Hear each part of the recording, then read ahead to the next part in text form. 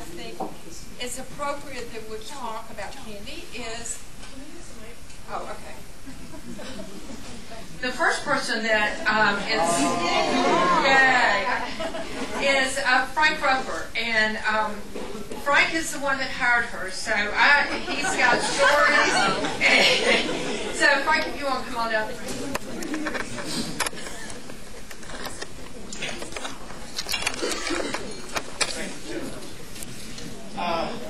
35 years ago, I had a young lady working for me by the name of Mary Jane Reynolds. And we had an opening in the office, and I'm not even sure it was full-time. I can't remember. It was an entry-level, somebody to open mail, answer phones. And she said, I have a good friend, a family that has a young girl who's 18, and she needs a job. So I said, well, let's try it and see how it goes. And she said, now, Frank, she's kind of a wild child. And I thought, how wild can a child be? Well, tell me. Yet, I learned over the next few years. But Candy came on board and worked hard.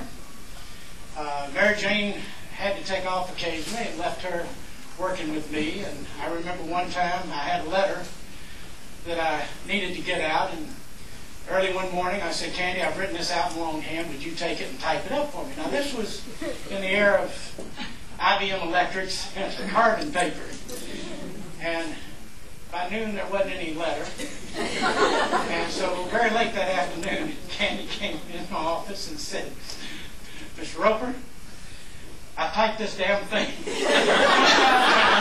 And if you need it any better, you're going to have to type it yourself. I learned real quick where I stood with Candy.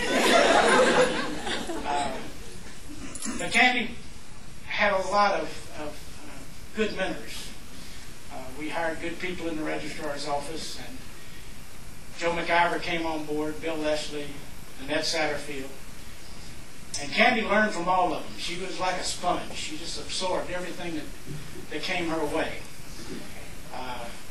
I know Cora and Red urged her to go back to school, and so she did.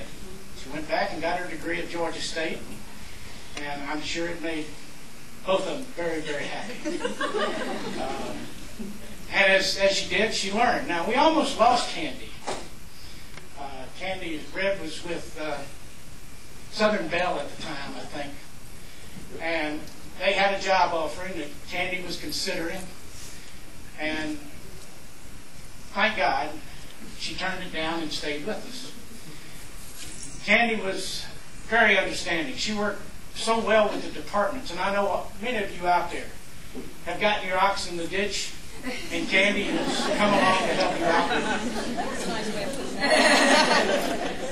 Because it's happened to me. I've gotten my ox in the ditch, and Candy and Joe have bailed me out. But Candy, through the years, just became so vital to what we were doing in our office. And we got to rely on her so much. It's been a pleasure for me. I know that Cora and Red are both looking down this morning and smiling and just happy as they can be seeing you retire. And I know Butch and his family share this with you and are happy for you. Candy, you meant a lot to me. You're probably the daughter I never had. But personally, I want to thank you for everything that you did for me. But more importantly, I want to thank you what you did for Georgia Tech. You kept us running. We never had to go and say, whoops, registration's not going to work this year. So, more than anything, I love you, and I'm so happy for you. God love you.